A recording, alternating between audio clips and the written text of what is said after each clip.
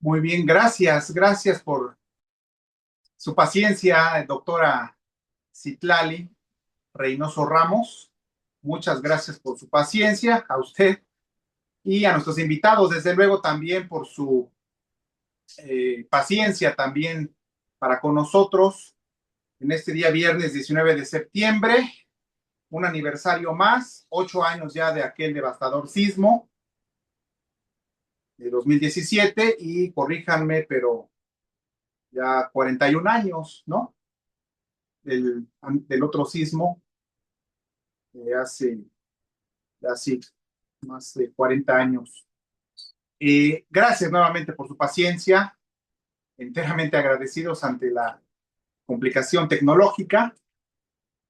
Y me permito comenzar con el primer punto del orden del día, la lectura de nuestra invitada ponente de hoy, la doctora Citlali Reynoso Ramos, quien es doctora en antropología con especialidad en arqueología por el Instituto de Investigaciones Antropológicas de la UNAM, maestra en arqueología por la Universidad de Calgary, Alberta, Canadá, becaria del International Council for Canadian Studies, licenciada en antropología con especialidad en arqueología por la Universidad Veracruzana. Actualmente es profesora investigadora del posgrado en estudios socioterritoriales del Instituto de Ciencias Sociales y Humanidades Alfonso Vélez Pliego de la Benemérita Universidad Autónoma de Puebla.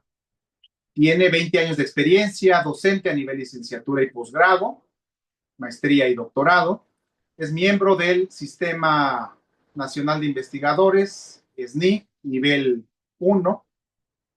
Se especializa en arqueología urbana en la ciudad de Puebla, alimentación, cocina y arqueología, además de tener experiencia en trabajo comunitario bajo el modelo de la investigación acción participativa y autodiagnóstico comunitario.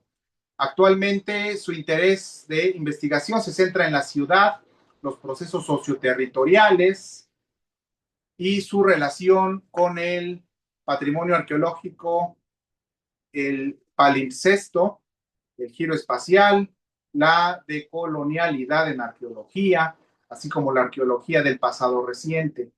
Tiene diversos artículos, capítulos de libros y un libro publicado que puede el libro y los demás artículos ser consultados en Academia Edu y en la página del ICSI de la UAP. Nuevamente, gracias por su tiempo, doctora Citlali Reynoso, y a nuestros invitados que amablemente Gracias. nos esperaron. Adelante, doctora Citlali, con su participación. Muchas gracias por su tiempo. No, al contrario, muchas gracias por la invitación y por la oportunidad de compartirles este tema que, bueno, para mí es apasionante, que es la arqueología dentro del centro histórico de la ciudad de Puebla, que eso es algo que pues les quiero compartir. Más o menos tenemos, bueno, yo tengo alrededor de 20 años de experiencia en el centro histórico, excavando en diferentes puntos de la ciudad y pues bueno, les voy a compartir un poco de lo que existe en el centro histórico. Entonces voy a compartir mi pantalla y lo que quisiera hacer también es pues hablar, digamos brevemente, a lo mejor en 40 minutos y después pues escuchar preguntas y comentarios que pudieran tener y que pudiéramos tener a lo mejor una plática más en corto, ¿no? Pero bueno, esta conferencia la titulé Patrimonio Arqueológico en la ciudad de Puebla y me refiero al centro histórico. Eh, no sé si ven bien mi pantalla. Sí, se Sí, visualiza ok. muy bien, Y doctora. sí cambia, Gracias. ¿verdad? Muy bien, Ok. gracias. Bueno, la primera pregunta que tenemos que hacernos es si existe patrimonio arqueológico en el centro histórico. Generalmente, cuando hablamos de patrimonio arqueológico, pues no nos viene el centro histórico de la ciudad de Puebla como un lugar de patrimonio arqueológico. Generalmente las imágenes que tenemos de Puebla, pues son el patrimonio monumental de iglesias, de casonas, de incluso podemos pensar en el periodo colonial o también pues estas maravillas como la Capilla del Rosario, incluso pensar en Puebla, pues es un poco pensar en lugares icónicos como la Biblioteca Palafoxiana o incluso la comida poblana, ¿no? De hecho, los turistas, y esto es una encuesta. Bueno, yo hice una investigación sobre, por ejemplo, qué piensan los poblanos cuando hablan de Puebla a un turista, a un extranjero, qué es lo que recomiendan. Y bueno, lo que se recomienda son justo estos elementos, ¿no? La Capilla del Rosario, la Palafoxiana, la comida, pero en ninguna de estas opciones se encuentra pues la arqueología, ni siquiera la palabra arqueología se asocia a la ciudad de Puebla. La ciudad de Puebla también es la cuarta a nivel nacional en turismo extranjero, entonces podemos pensar en Puebla como muchas cosas, como un centro turístico, como un centro gastronómico, como un centro de cultura colonial, pero no necesariamente pensamos en la ciudad de Puebla como un lugar de arqueología. Ahora, el patrimonio arqueológico en el centro histórico, quizá hay un problema de fondo, ¿no? El por qué la gente y sobre todo la ciudadanía en Puebla considera que no hay patrimonio arqueológico en el centro histórico. Por principio, la palabra arqueología tiene una etimología que viene del griego, que significa el estudio del antiguo. Y esta es una definición del siglo XIX en donde la arqueología obtiene su nombre. Entonces, al escuchar el estudio del antiguo, pues pareciera que nos referimos a un tiempo pues muy remoto, ¿no? Entonces, la arqueología de entrada, y esto no es una cuestión solamente de México, sino que es una cuestión a nivel casi mundial, el pensar que la arqueología necesariamente se hace en sociedades que ya no viven, ya sociedades extintas que de alguna manera tienen pues estas grandes ciudades abandonadas y entonces, bueno, la arqueología la pensamos de entrada como ciudades muy remotas, ¿no? Y personas muy remotas. Sin embargo, lo que tenemos que pensar es que desde el siglo XIX a la fecha, la arqueología en realidad se ha resignificado y ha tenido una evolución tanto en términos epistemológicos como ontológicos. Y lo que podemos decir en la actualidad es que la esencia de la arqueología no es el tiempo, sino la cultura. Entonces, la arqueología sería mejor definida como una ciencia antropológica que analiza y estudia la materialidad.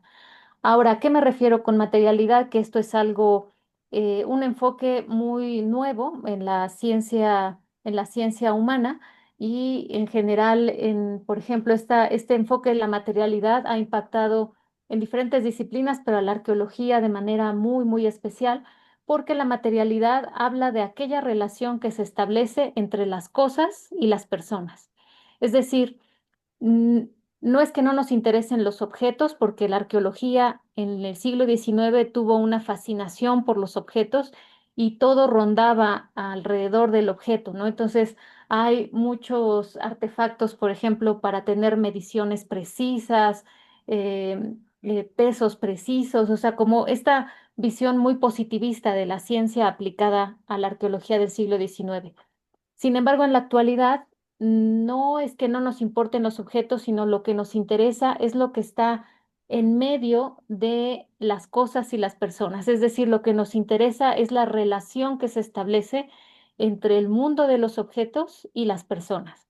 ¿Y qué es lo que hay en medio de esta relación? Bueno, en medio de esta relación hay memorias, hay saberes, hay identidad, hay también, así como hay cosas positivas, hay cosas negativas. Y yo me gustaría que pensaran en un día a día y en todos los días de nuestra vida, pues estamos mediados por objetos. O sea, casi todas nuestras actividades humanas tienen que ver con la relación con los objetos.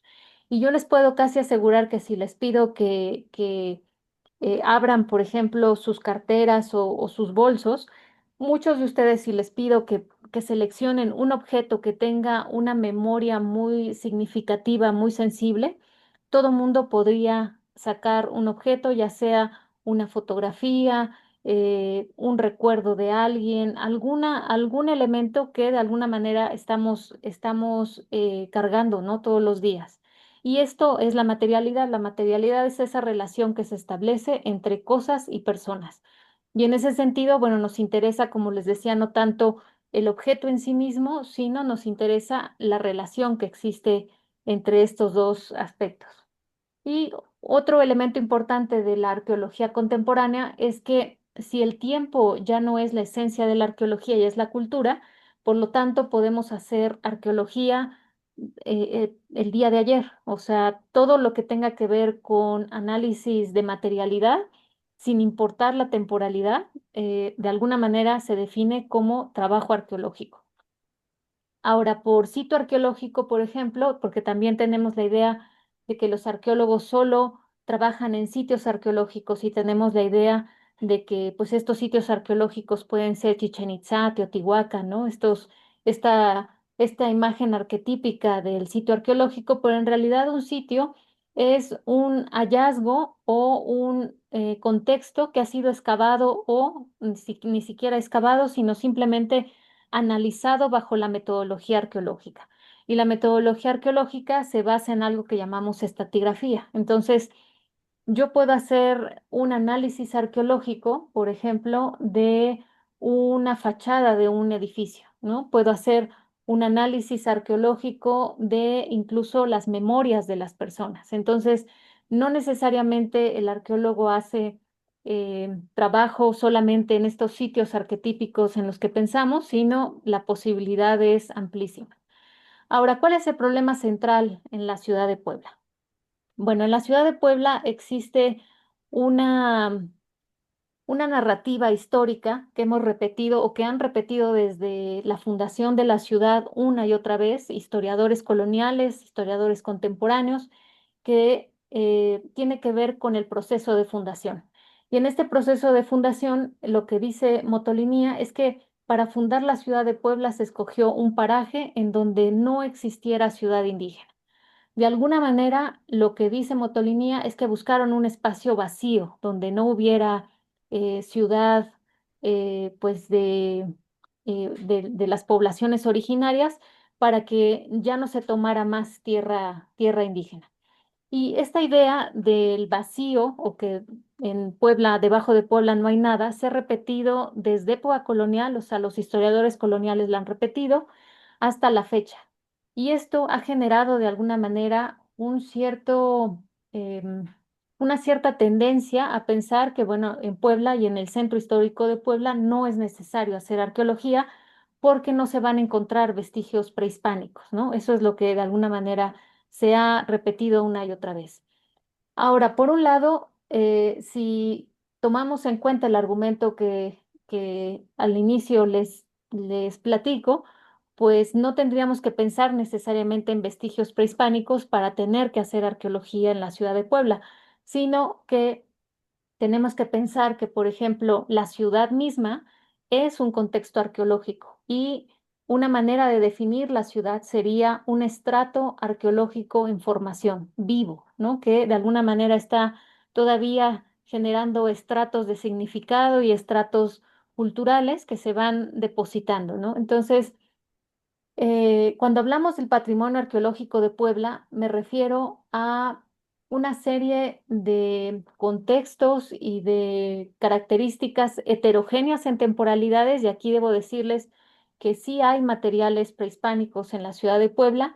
No hay, en efecto, todavía, al menos al día de hoy, un gran centro ceremonial que esté debajo del centro histórico, por ejemplo, de Catedral o del Zócalo, pero sí hay contextos de temporalidades diversas, ¿no? Que van desde la prehistoria, pasando por todo el periodo prehispánico y obviamente siendo la ciudad misma el contexto arqueológico quizá más importante.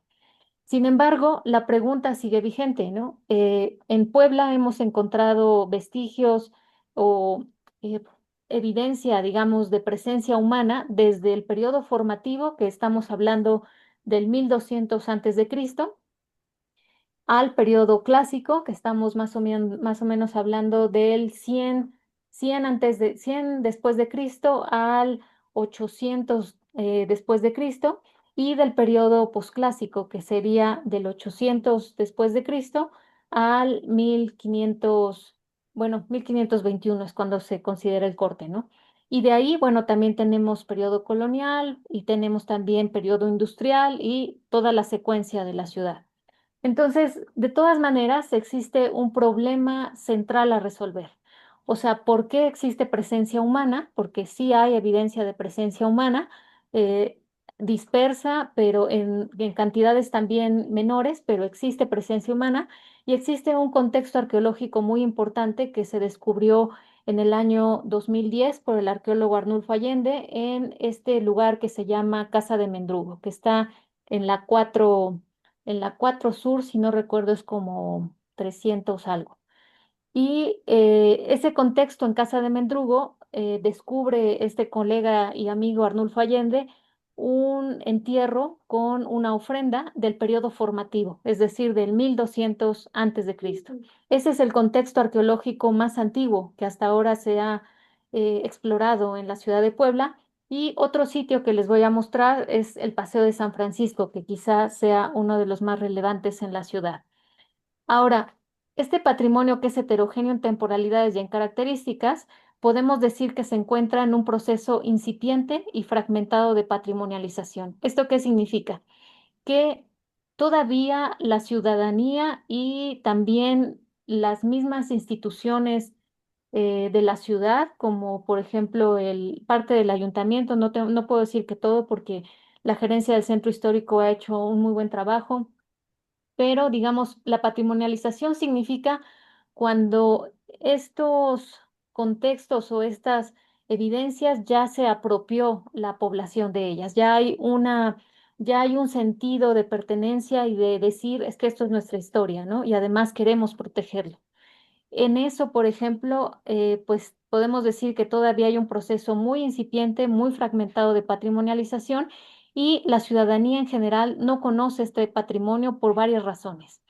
Número uno, porque la designación de ciudad patrimonio mundial invisibiliza distintos patrimonios en la ciudad. Uno de ellos es el arqueológico, es decir, la declaratoria de patrimonio mundial pondera el edificio y el monumento antes que otros patrimonios dentro de la ciudad y eso es algo importante. La otra es que generalmente pensamos que arqueología solamente es periodo prehispánico y entonces ya no ubicamos, ¿no? Que Puebla tiene patrimonio arqueológico en diferentes temporalidades. Y la otra es que falta una política pública y yo también aquí incluiría a la universidad, o sea, porque la universidad tenemos mucho que hacer en términos de divulgación y hace falta una política tanto pública como, por ejemplo, que emane de las instituciones públicas, como puede ser la universidad, de difusión de los bienes, es decir, que se divulgue a la población la importancia de estos bienes y de estos contextos que están presentes en la ciudad y bueno, evidentemente de protección, pero eso le compete al Instituto Nacional de Antropología y claro, pueden coadyuvar muchos otros organismos como es el ayuntamiento, la gerencia del centro histórico y también la misma universidad. Ahora, cuando hablamos de arqueología de la ciudad de Puebla, cuando les digo que tiene diversas características y es heterogéneo en temporalidades, les puedo decir que en el centro histórico se han encontrado, por ejemplo, vestigios paleontológicos. Hay un registro creo que es el siglo XVII, cuando se estaba construyendo catedral, en donde se reporta que se encuentran huesos de megafauna, es decir, huesos de fauna prehistórica. Y esto también sucede, por ejemplo, en el edificio, no sé si ubica en el Gulgor. Ay, espero que todo el mundo sea de Puebla, pero el Gulgor que está en el centro histórico, ahí, por ejemplo, también encuentran vestigios paleontológicos que fueron ambos, tanto el de Catedral como el del Bulgor, fueron reportados por Juan Armenta. Juan Armenta lo que hace es que encuentra un documento que menciona de Catedral, que se encuentran esos vestigios, y de los paleontológicos que se encuentran en Gulgor, él los vio, él los registró. Bueno, la evidencia más importante y más antigua es la aldea del periodo formativo bueno, 2500 es el periodo en que Arnulfo la data y si ustedes van al sitio de Casa de Mendrugo lo van a ver así, pero al parecer la fecha es del 1200, 1500 antes de Cristo y que está dentro del centro histórico, no está a una cuadra del Zócalo. Bueno, también hay arqueología industrial, como por ejemplo evidencia de curtidurías, textileras, fábricas de loza, entre otras. Hay arqueología del periodo independiente, que es siglo XIX, y existen alrededor de 40 a 50 exploraciones dentro de la ciudad histórica, ¿no? Y actualmente podemos decir que al menos existían 6 sitios que pueden visitarse, aunque esto lo voy a poner entre comillas, porque en este momento, por ejemplo, el Paseo de San Francisco no, antes estaba abierto y se podían visitar estos sitios, pero ahora se han cerrado al público por alguna razón. Y bueno, la ciudad misma es el depósito arqueológico o el contexto arqueológico más significativo de toda la ciudad. Ahora, existe una problemática también importante cuando hablamos de ciudades urbanizadas, como puede ser el caso de la ciudad de Puebla, México, Buenos Aires y otros lugares en el mundo, pues el contexto arqueológico o los contextos arqueológicos son muchas veces de difícil preservación. Entonces, hay también un reto mayor en hacer arqueología dentro de la ciudad porque es un contexto vivo que se está transformando en todo momento y que el subsuelo, sobre todo, es un contexto frágil, de frágil protección. Bueno, este es un modelo, una conceptualización sobre la ciudad y sus dimensiones arqueológicas. La dimensión arqueológica más importante para los arqueólogos es el subsuelo. Y en este subsuelo pues se encuentran vestigios de diferentes épocas, ¿no? Ya sea vestigios prehistóricos que corresponden a los paleontólogos o vestigios que tienen que ver ya con presencia humana y que pueden ser de diferentes temporalidades. Ahora, ¿por qué es importante este esquema, ¿no? Y que se los quiero mostrar así brevemente. Este esquema marca 4 dimensiones arqueológicas en la ciudad. El subsuelo, siendo la más importante, la cota cero, que sería el terreno donde pisamos, que es la dimensión 2, es el territorio actual, la altura y toda esta parte de la planimetría, que sería el paisaje, que sería la dimensión 3, y la dimensión 4 es la dimensión social que envuelve a todas esas otras dimensiones. Ahora, ¿por qué es importante este esquema? Bueno, porque generalmente pensamos que el territorio es solamente la cota cero, es ese territorio donde vamos caminando y donde sentamos los pies. Pero en realidad el territorio es o debemos de pensar el territorio como esta visión esférica circular que también incluye el subsuelo. Aunque el subsuelo es una dimensión del territorio que no vemos, sí percibimos y sí tenemos concepciones sobre el subsuelo. Yo simplemente les mencionaría cuántas generaciones en la ciudad de Puebla consideran que existen túneles debajo de la ciudad. Y esta es una forma de tener una relación con esa dimensión que no vemos del territorio, pero que está ahí y que genera creencias, genera percepciones de la ciudad misma, genera también imaginarios de la ciudad, es decir, el subsuelo en la ciudad de Puebla, al menos en el centro histórico, es otro imaginario más en donde proyectamos vida y proyectamos una serie de cosas, ¿no? Pero bueno, entonces, este esquema es solamente importante por eso, para entender que cuando hablamos de territorio y cuando hablamos de arqueología, no solamente es por ejemplo, el subsuelo, sino que engloba todo esto y la arqueología de alguna manera lo que contribuye a los estudios del territorio es pensar el territorio de una manera esférica o de una manera global, ¿no? Incluyendo también el subsuelo.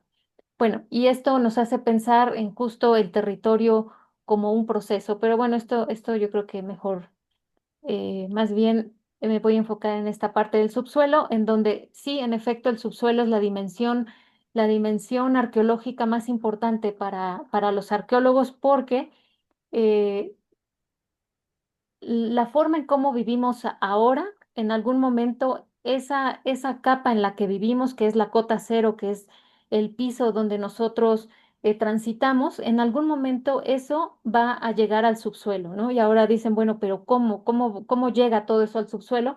Bueno, porque la manera natural en que la tierra va generando capas, va generando estratos, es que la tierra va acumulándose y va generando capas que se van sobreponiendo. y esto va haciendo una estratigrafía que es pues el principio por el cual trabajamos la mayoría de los arqueólogos, y el principio más básico de la estratigrafía es que lo más profundo pues, es lo más antiguo y lo que está arriba es lo más reciente, ¿no? Entonces, bajo esa lógica, bueno, es más complicado que eso, pero bajo esa lógica general, pues existe la estratigrafía y es así como se va nutriendo el territorio. Ahora les voy a hablar de tres sitios así muy bueno, de dos sitios y de una investigación reciente, el Paseo de San Francisco.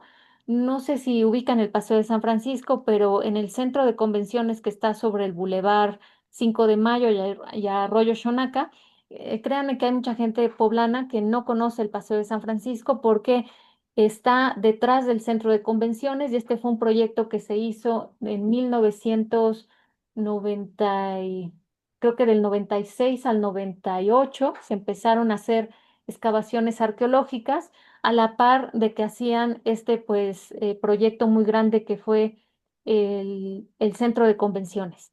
Y en este espacio del Paseo de San Francisco, además, fue muy controvertido porque el gobierno expropió 8 hectáreas para pues un supuesto beneficio común, y bueno, hicieron un centro de convenciones y fue el primer proyecto arqueológico en la ciudad de gran escala, y de hecho no ha habido hasta el momento otro que lo iguale en términos de extensión de las excavaciones y de los vestigios. El siguiente es Casa de Mendrugo, que ya les di una primera introducción, y después les voy a presentar una investigación reciente que acabamos de terminar sobre paleoterritorio. Bueno, el Paseo de San Francisco entonces se encuentra, este es el Boulevard 5 de Mayo y el arroyo Xonaca es este. Y el Paseo de San Francisco es toda esta área que se expropia y donde estaban las fábricas textiles originalmente. Y en esta parte, bueno, se hace una serie de excavaciones arqueológicas. Y miren, en este proyecto arqueológico que estuvo a cargo del arqueólogo Carlos Cedillo del Centro INA Puebla, pues hubo hallazgos súper importantes. Uno de ellos es el convento de las Cinco Llagas de San Francisco, que es básicamente el convento o el claustro donde Motolinía alguna vez pisó, durmió y comió, ¿no? O sea, es decir, la importancia de este contexto es fundamental porque está asociado con la fundación de la ciudad y está asociado con pues personajes tan importantes como Motolinía. Los arqueólogos cuando excavan el claustro y el convento encuentran el comedor, encuentran la capilla, encuentran también el patio abierto y encuentran la enfermería. Y en la enfermería encuentran también unas placas donde dice, por ejemplo, que el padre Tembeleque fue enterrado aquí, o sea, aquí este padre vino y, bueno, más bien lo trajeron a esta enfermería que era como un pequeño hospital y ahí murió. También Sebastián de Aparicio, estaba la placa que decía, en esta cama murió Sebastián de Aparicio. Pero lo más importante es que es uno de los vestigios asociados con la fundación de la ciudad. Ahora, ¿por qué es importante? Bueno, porque los dos primeros libros de Cabildo de la Fundación se perdieron en algún momento en el siglo XVI. Nadie sabe qué le pasó. De pronto en el Cabildo dicen que pues estos dos libros se perdieron, y por esto es que no tenemos tantos datos sobre la fundación de la ciudad de Puebla. Hay muchas lagunas sobre la fundación. Incluso por muchos años no se sabía cuál era la fecha exacta de la fundación, hasta que en 1986 el ayuntamiento genera un congreso con un grupo de expertos para que pues dieran con la fecha fundacional, y entonces se proponen estas dos fechas de abril y la de septiembre. Bueno, sabemos que Puebla además se funda y se refunda, es decir, tuvo dos fundaciones, por así decirlo, pero lo que genera este proyecto arqueológico es que por primera vez, gracias al dato arqueológico, se pudo saber que la primera fundación de la ciudad se llevó a cabo en el Paseo de San Francisco, es decir, se llevó a cabo del otro lado del río. Después la ciudad se refunda y entonces el centro más importante, que es el Zócalo y Catedral, se pasan al otro lado del río. Y bueno, pues ya nada más con eso, este espacio sería fundamental, ¿no? Para mantenerse como como memoria de la ciudad. Sin embargo, en este momento, este convento en particular, pues está cerrado, está muy mal restaurado. Bueno, más bien se restauró una vez y no se le volvió a dar mantenimiento. Y bueno, están abandonados, ¿no? La zona está abandonada. Si pueden darse una vuelta para que vean algunos de estos vestigios, se pueden ver un poco, pero no están ya abiertos al público. Y bueno, estos son también algunas vasijas del periodo formativo, del clásico y del posclásico, que se encontraron en el Paseo de San Francisco. En particular se encontraron en algo que se llama el estanque de los pescaditos y al parecer en este lugar pues se venían a depositar ofrendas.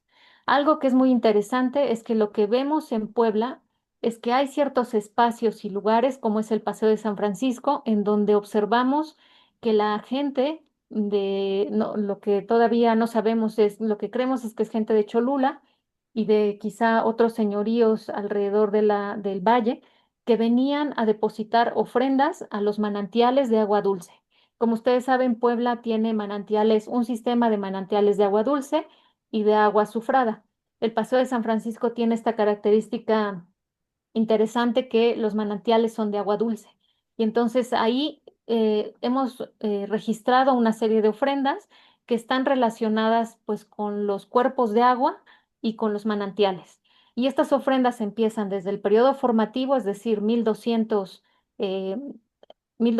antes de Cristo, hasta el periodo colonial. O sea, es decir, hay una secuencia de larga duración en donde el elemento sacro relacionado al agua está presente. Y bueno, este es otro de los hallazgos. Esta es una fotografía, la del lado derecho, pues muy ya, no sé, la tomé quizá no, yo creo que como en el 2000. Si ustedes van ahora, se darán cuenta que está totalmente abandonado, solamente quedan pues apenas si se ven un poco de los muros y estos muros es una casa que se localiza en este espacio. Si se dan cuenta, aquí está el centro de convenciones, el Chacuaco que se ve atrás es el del centro de convenciones. Y esta casa, cuando se encontró en los hallazgos del proyecto del Paseo de San Francisco, hicieron investigación histórica y se dieron cuenta que la casa pertenecía a García de Aguilar, Hernando García de Aguilar, que fue un conquistador que venía con Hernán Cortés y que se quedó a vivir en la ciudad de Puebla. Y esta casa se la dona después a su nieto y su nieto pone una curtiduría junto a la casa. Y lo que encontraron aquí los arqueólogos fue, bueno, de hecho encontraron la cocina, lograron ubicar la cocina y estos dos hoyos que ven, donde se ven estas grandes tinajas, son tinajas de agua que se ponían en las cocinas para tomar, o sea, es el agua que se usaba, digamos, para beber y que estaba ubicadas en la cocina. Entonces, nuevamente estamos encontrando o estamos observando vestigios de los más antiguos que hay en la ciudad. Hay que recordar que del siglo XVI solamente existe 1% de inmuebles existen en el centro histórico del siglo XVI.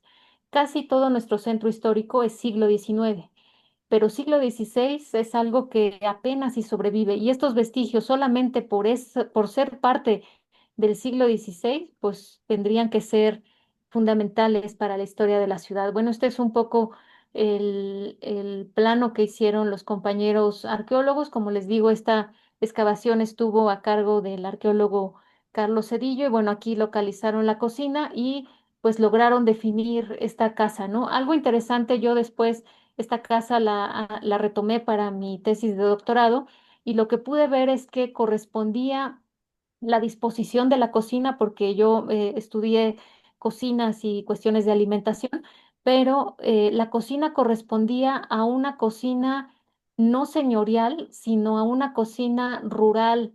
Digamos, el tipo de distribución, la forma en cómo estaba dispuesta, correspondía a una cocina rural de España. O sea, esa era la disposición y eso es algo interesante porque la mayoría de los conquistadores que llegaron aquí, pues no eran realmente eh, pues gente letrada, como no llegaron, digamos, poetas, ni arquitectos, ni nada de eso, ¿no? O sea, realmente llegaron pues gente que muchas veces no tenía o que incluso había estado presa, ¿no? Entonces, es interesante cómo en la disposición de la cocina, pues podemos ver incluso parte de la identidad de estos avecinados españoles.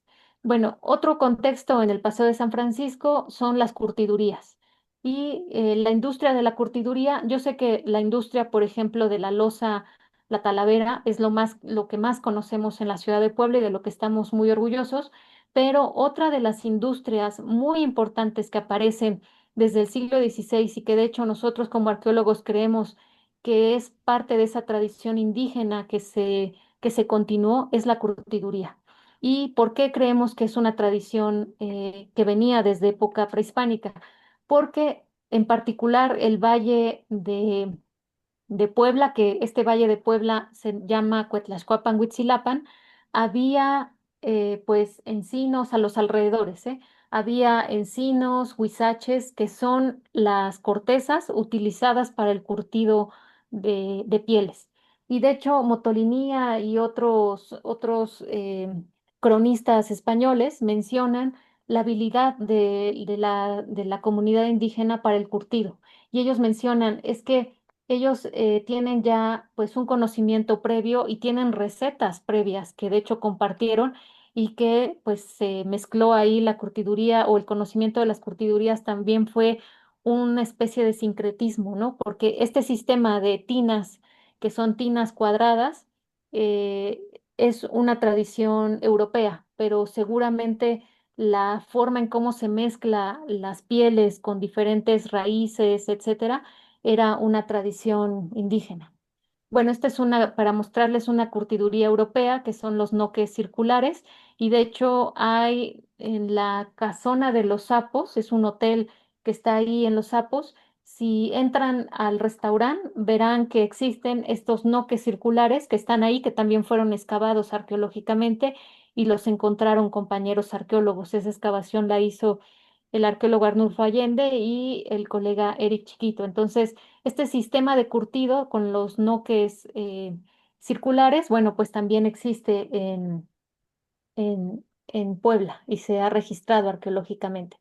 Y esto, por ejemplo, es ya una curtiduría, pero con el sistema mecanizado y el sistema tradicional. Y ahí en el Paseo de San Francisco, yo participé en las excavaciones del año 2000. La del 90 no me tocó, yo todavía estaba en la preparatoria, pero la siguiente temporada del año 2000, más o menos fue 2005, yo participé y ahí encontramos en la misma, en parte de la curtiduría de la piel del tigre, encontramos que coexistía tanto el sistema tradicional como el sistema mecanizado. Bueno, estos son unos hornos que también se encontraron en el Paseo de San Francisco, que pues son excepcionales porque no hay hornos completos en Puebla históricos, ¿no? Y estos son hornos de cerámica. Bueno, hornos de cerámica, este cuadrado que se ve aquí en la esquinita, y este es un horno que se usa para cerámica y también para ladrillo y está muy cerca, está todavía dentro del predio que correspondería al monasterio de San Francisco. Y lo que creemos justo es que los monjes pues comenzaron a propiciar los oficios, que seguramente ellos vieron también que había disposición y que había habilidad y había ya conocimiento previo por los grupos originarios. Y recuerden que Analco y el alto y la luz son o fueron, porque ya queda creo que uno o dos talleres de alfarería en la actualidad, pero son barrios que son de producción alfarera, ¿no? De la loza que se le llama la loza vidriada del barrio de La Luz y de Analco. Ah, bueno, este es es un acercamiento nada más de este espacio que es el convento. Bueno, esto es lo que correspondería al estanque de pescaditos, que bueno, después pues lo manipularon de tal manera que de hecho se excavó sin control arqueológico para poner un orquidiario, pero ese pues no funcionó, ¿no? Y ahorita está deshabitado, bueno, está abandonado. Y bueno, si no conocen también el contexto de Casa de Mendrugo, bueno, pues les invito a que lo vayan a visitar porque El entierro está en el museo, ahí en el sitio, y hay una ventana arqueológica que es una reconstrucción del contexto tal cual se encontró.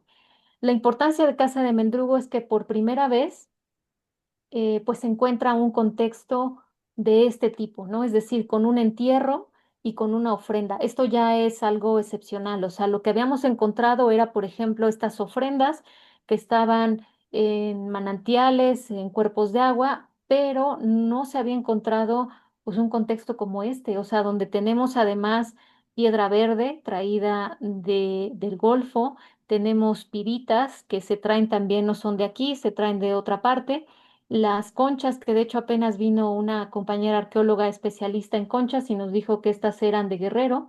La obsidiana, que hay obsidiana además verde, que es de Pachuca, negra, que es de Yameles, y bueno, estos muñequitos excepcionales que la talla, si ustedes ven, tiene rasgos olmecoides, bueno, que además no significa que sean olmecoides o que sea olmeca este entierro, pero en esa época, pues lo olmeca era un estilo difundido en casi todo Mesoamérica, y bueno, encontramos estas figuras de piedra verde, ¿no? Entonces, bueno, el entierro de Casa de Mendrugo es excepcional y pues se encuentra en el centro histórico de la ciudad de Puebla y hasta ahora pues es el contexto más antiguo e importante, ¿no? Lo que voy a mencionarles, bueno, es esta investigación reciente que se llama Paleoterritorio en el Valle de Cuetlaxcuapan, Huitzilapan, y la pregunta de investigación es básicamente el número uno, si este fuera un paraje inhabitado en época prehispánica, pues no tendríamos ofrendas de pronto, ofrendas, por ejemplo, a los cuerpos de agua, no tendríamos pedacitos de obsidiana y de cerámica. Y hay ciertos otras excavaciones en donde hay colegas que han reportado materiales líticos, es decir, obsidianas. Y bueno, el caso de Casa de Mendrugo, la pregunta de investigación es bueno, si observamos este entierro en Casa de Mendrugo, la pregunta es, ¿por qué si hubo un vestigios como de un asentamiento, por qué no se continuó? ¿Qué pasó?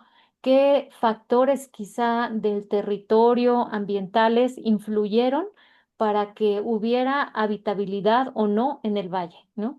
Entonces lo que hicimos fue que tomamos para resolver esta pregunta de investigación, bueno, hicimos todo un estudio geológico porque en esta investigación participó la doctora Silvia González, que es una geoarqueóloga de la Universidad John Moore de Liverpool. Participó el maestro, bueno, ya ahora doctor Manuel Melgarejo, Manuel Melgarejo es el director del Museo del Centro INA Puebla, es arqueólogo también, y bueno, participamos estas instituciones, ¿no? El ICSI, obviamente, mi posgrado, la Universidad John Moore y el Centro INA. Y lo que hicimos fue tomar tres excavaciones que se estaban realizando en ese momento. En ese momento estaba realizando excavaciones en el Zócalo, en San Roque, y el arqueólogo Arnulfo Allende y una servidora habíamos también excavado en Paseo Bravo previamente.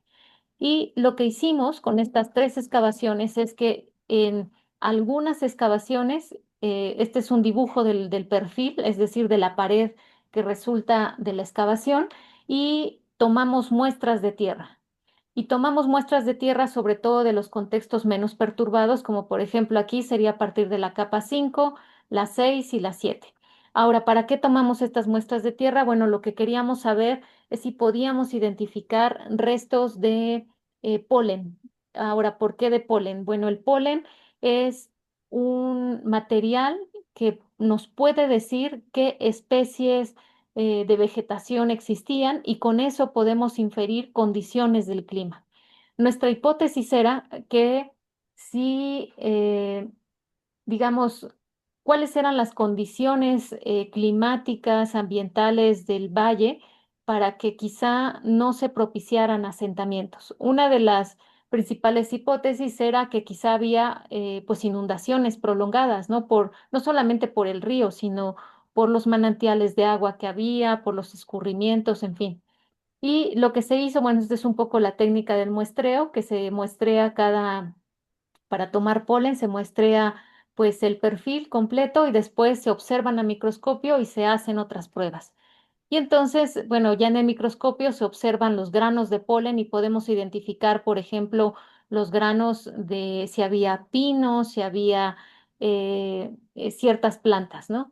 Ahora, a través de todo esto, bueno, también hicimos pruebas con el microscopio electrónico de barrido y después sacamos esto que es una gráfica de polen y que aquí, por ejemplo, nos da todas las especies que se pudieron observar.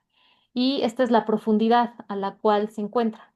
Gracias a esta gráfica, lo que pudimos observar fue que la mayor vegetación que existe, y además algo importante es que las capas que corresponderían al periodo prehispánico más o menos estarían entre los 2 metros y el 2,80. O sea, esto, y bueno, y más abajo todavía mejor, ¿no? Pero más o menos es esa profundidad, una capa negra, que es una capa negra arcillosa, esa es la que creemos que está asociada al periodo prehispánico. Y en esa capa en particular encontramos vegetación que está relacionada con una vegetación de humedales. No es que todo el valle fuera un humedal, pero sí lo que observamos es que había una cantidad de manantiales, lagunillas, zonas de inundación, etcétera, que probablemente en algunos periodos de tiempo hicieron que el valle solamente se visitara de manera pues temporal, quizá para fines de caza, de recolección. Y esto, bueno, nos hizo pensar en reconstruir hipotéticamente cómo se vería el valle de Cuetlaxcoapan, Huitzilapan, es decir, nuestra hermosa ciudad de Puebla. Y lo que vimos es que, por ejemplo, en el Paseo Bravo, de hecho, detectamos la presencia de un riachuelo. Entonces, aquí, en esta parte sería el Paseo Bravo. Detectamos también manantiales de agua azufrada coexistiendo con manantiales de agua dulce y detectamos también la presencia de posibles cieneguillas aquí en la parte del Paseo Bravo. Aquí, por ejemplo, quisimos eh, representar, esto es una reconstrucción hipotética, pero decidimos representar Casa de Mendrugo como una pequeña aldea incipiente que estaba de alguna manera, pues, iniciando su desarrollo y de esta aldea, de hecho, consideramos y creemos que una inundación es lo que hace que esta aldea, pues, deje de existir. Este manantial que ven aquí es un manantial que se detectó de agua azufrada en el Zócalo de la ciudad de Puebla. Y esta parte sería el Paseo de San Francisco, en donde vemos un montón de escurrimientos de manantiales, el arroyo, el río, el arroyo Xonaca y pues el estanque de pescaditos.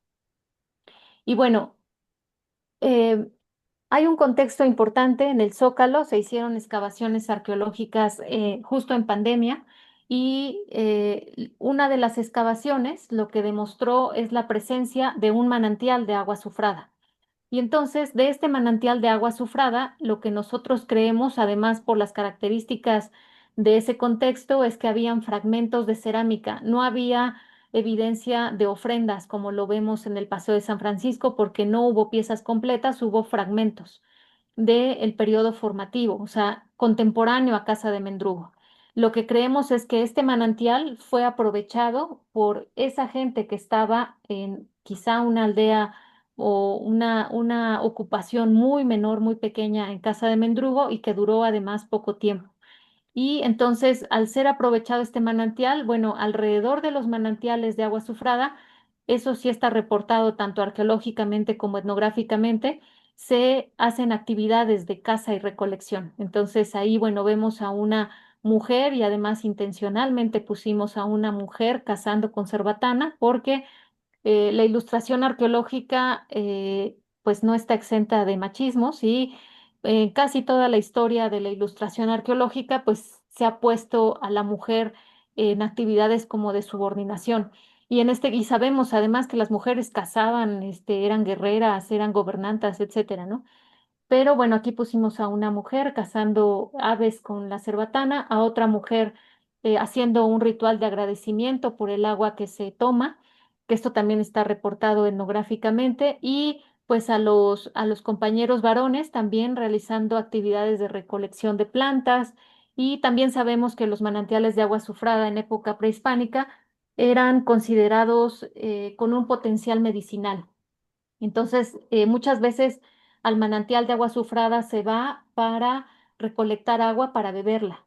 Entonces, bueno, creemos que al menos la hipótesis o lo que llegamos a concluir en esta investigación es que creemos que el valle en donde hoy se encuentra nuestra ciudad en época prehispánica no estaba vacío, o sea, existía ocupación y existía apropiación del espacio, porque además hay un nombre que se le pone a este valle, que es Cuetlaxcuapan, Huitzilapan, y que este valle era aprovechado por grupos que vivían alrededor en ciudades pues más grandes como es Cholula, Amalucan, etcétera, y que venían al valle a hacer actividades rituales para ofrendar a los diferentes cuerpos de agua y a realizar actividades de caza y recolección.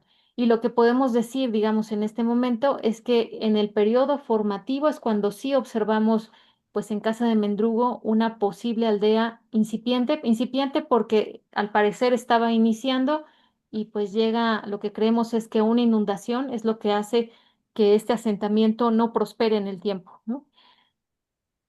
Pero algo importante es que, bueno, las excavaciones arqueológicas se siguen haciendo en la ciudad y además ahora, pues la política del Centro INA es realizar exploración arqueológica cuando se hacen ya restauraciones en inmuebles históricos. Entonces, nada está dicho en arqueología, ¿no? Resulta a lo mejor que el día de mañana encuentran un templo mayor debajo de la catedral y bueno, eso nos dará muchísimo gusto el saberlo, ¿no? Pero al menos hasta el día de hoy, pues esto es un poco lo que podemos interpretar de la arqueología en la ciudad de Puebla. Pero bueno, me gustaría más bien pues escucharlos si tienen dudas, preguntas o que podamos retroalimentar con la información. Y muchas gracias.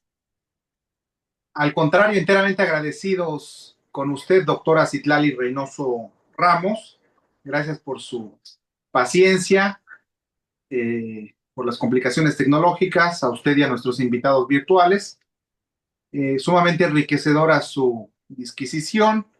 Antes de brindar el uso de la voz a Eduardo Ruiz, que lo solicitó, y suplicaré que también quienes tengan deseo de participar manifiesten lo propio, levantando la mano física o virtual, y en consecuencia brindarles el uso de la voz con su pregunta concreta o algún comentario adicional que nutra, enriquezca y estimule lo anteriormente expuesto. Concluyo solo recordando, doctora, le conocí al menos la primera vez que le escuché, Sí. eh, el 9 de diciembre de 2023, Ujú, 22. ujú. Usted participó en el simposio con motivo de los 35 años de la Declaratoria de Puebla como Ciudad Patrimonio Mundial de la Sí, Humanidad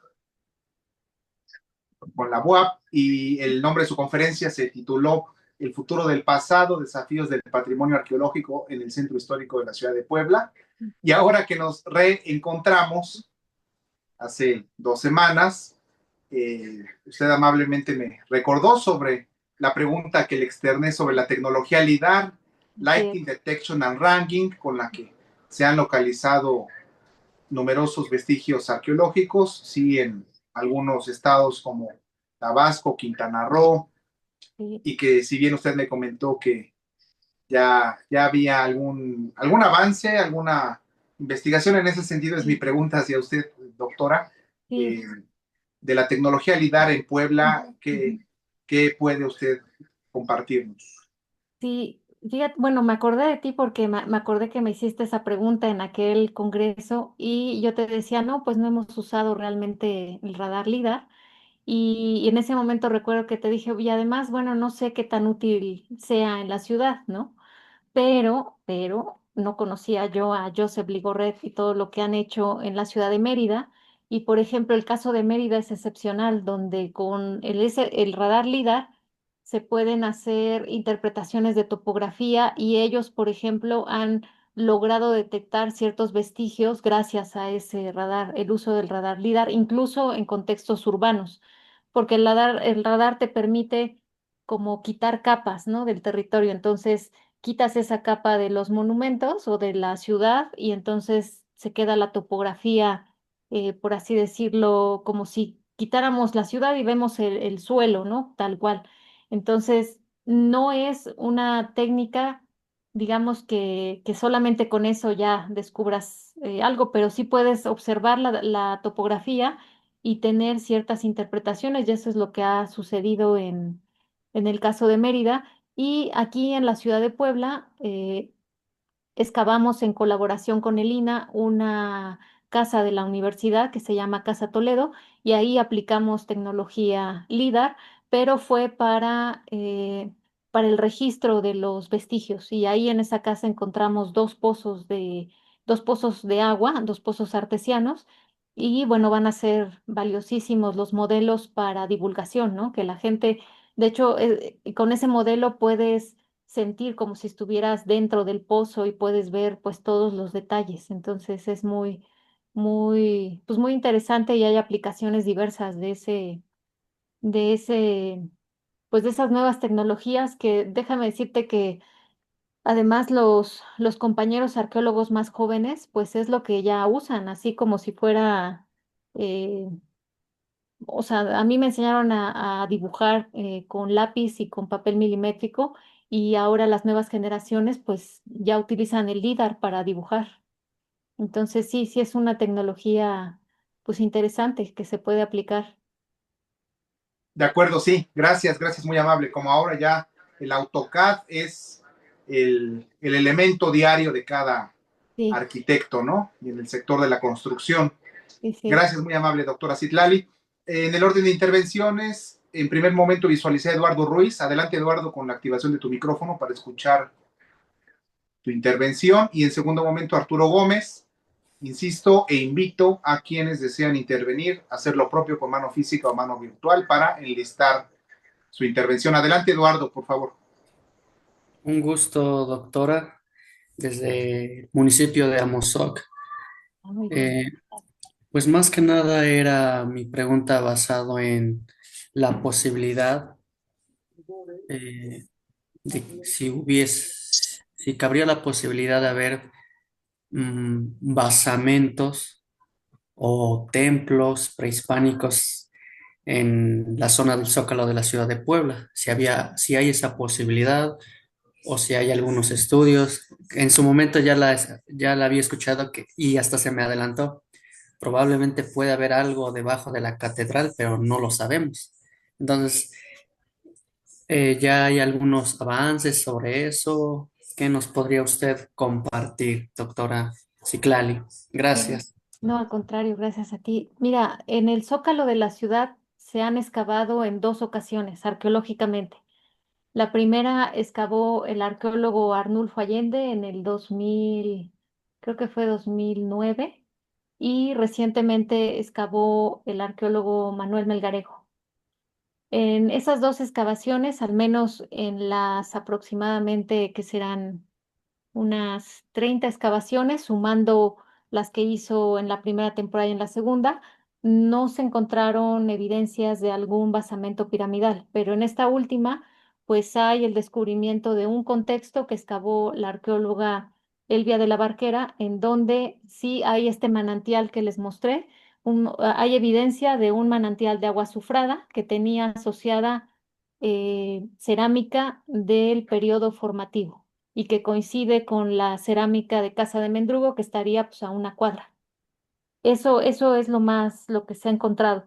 Ahora, debajo de catedral, si hay posibilidad, pues sí, de que siempre la posibilidad de hallazgo siempre existe.